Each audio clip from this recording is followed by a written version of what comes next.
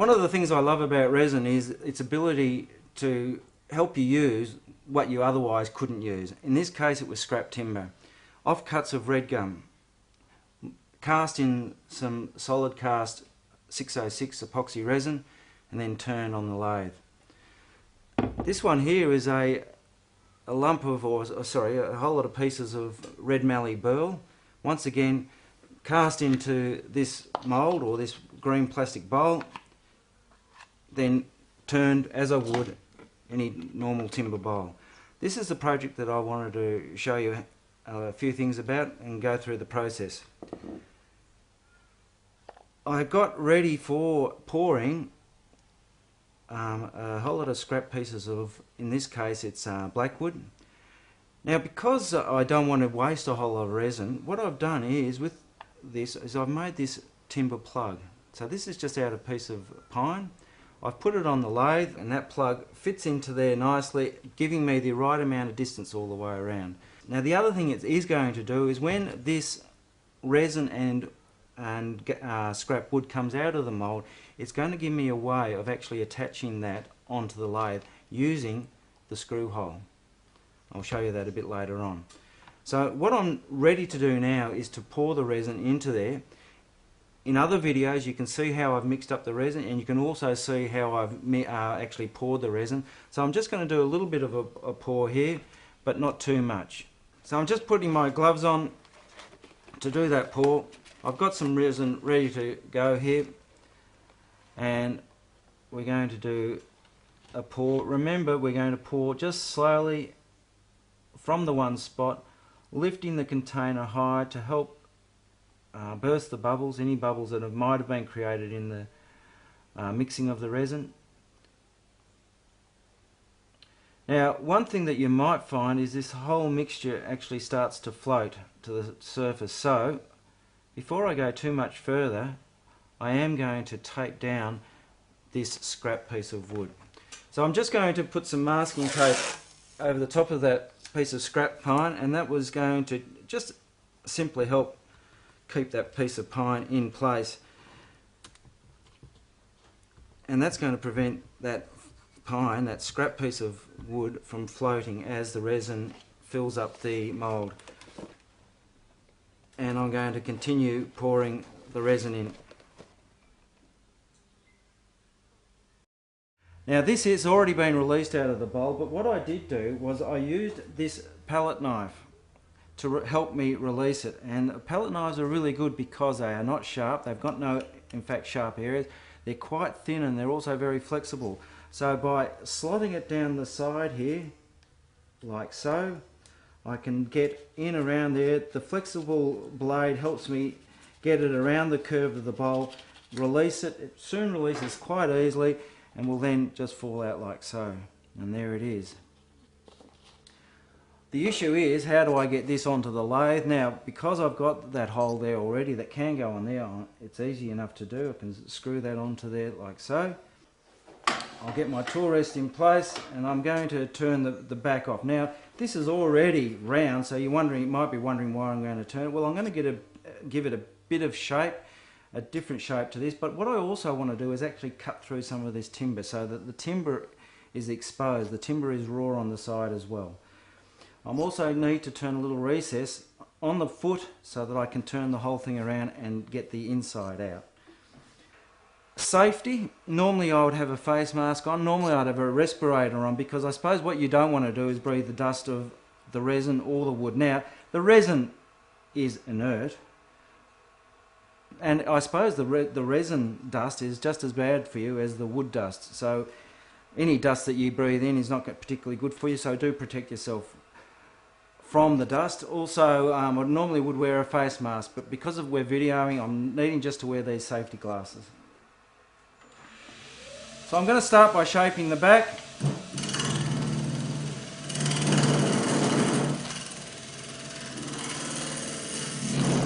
You can see that what's happening initially is I'm taking resin off. A lot of resin is coming off initially, and I know that because it's coming off in these big strands.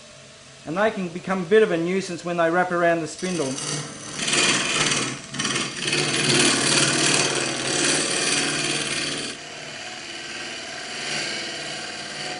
I'm finding that this is by far the best technique to use. Either shear scraping like this, or like so, is by far the best technique to get a good finish when cutting resin and wood. If you're getting, as I've said before, if you're getting shavings off, things are going right. It's the same when you're turning solid timber. Turn that off, let's see how that looks.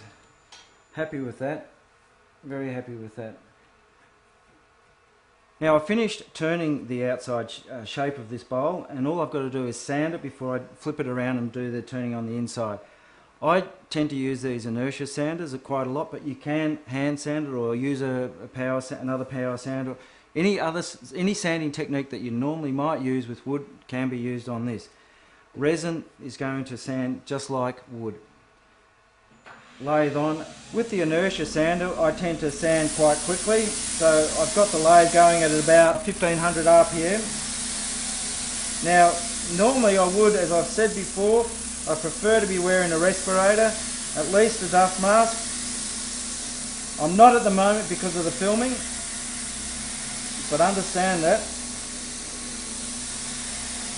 I'm effectively going to be sanding this bowl just the same way I would a wooden bowl, a solid wooden bowl. Now I started the sanding with 120 grit. I've then gone 180, 240, 320, and I'm finishing now off with 500. At this point, once I've sanded to 500 grit, I will then spray it with the lacquer that I use, which is a nitrocellulose lacquer, and that brings it up beautifully straight away. Here's another technique you can use. U-Butte's Triple E Ultra Shine is a cutting agent. So if I were to grab a rag, get a dab of this Triple E on there,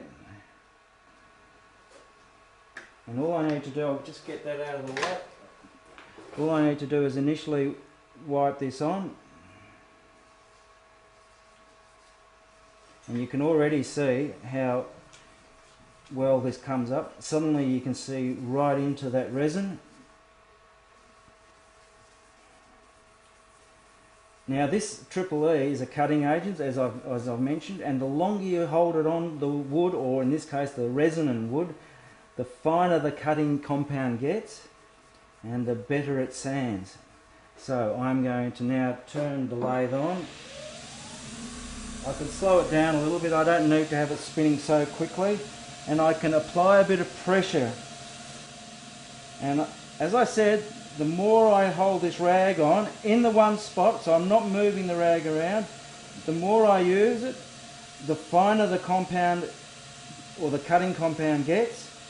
It gets broken down after a lot of revolutions, and therefore it effectively sands finer and finer and finer. There's one area here that I haven't paid much attention to, and that is right in this recess. In fact, I've done no sanding on that recess. I'll just see how it comes out with just a bit of this Triple E on there. Now I've been buffing this with the Triple E, or rubbing the Triple E into it for, I suppose, about 3 or 4 minutes now. And I can turn the lathe off, and there we have it. We can see right into that bowl now. It's as if it's all those pieces of wood have been cast in glass. So I've got a different chuck, a smaller chuck on the lathe now. I've got my recess, my bowl's going to be turned around, and I can expand those jaws into that recess. Bring the tool rest up nice and close, spin by hand, we can start turning that. Now this inside bit is a timber plug. It's radiata pine, nice and soft. I can get stuck into that nice and quickly with a bowl gouge, and my cameraman might cop it here.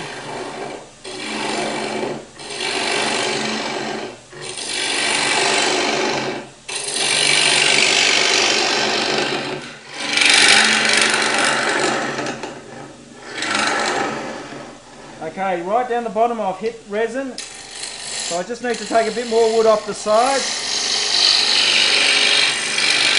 cutting right on the join there of the resin and wood.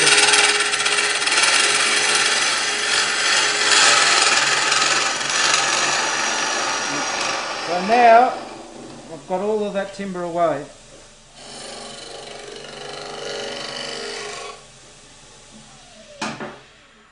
And that'll do us for the time being. Everything's looking nice.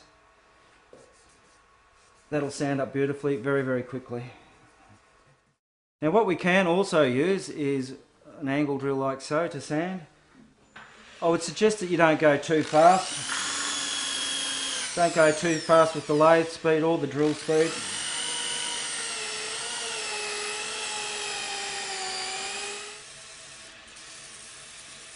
So that was 320, all I need is some 400. I've got some 400 here.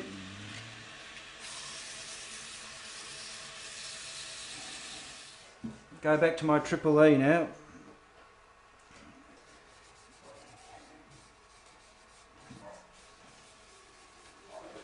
And already you can see that, see right through this bolt. And now the idea is to just rub and rub and rub.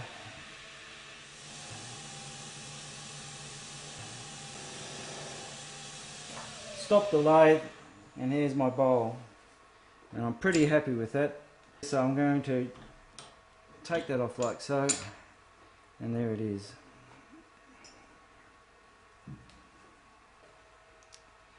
And let's have a look at it if we hold it up to the light like so.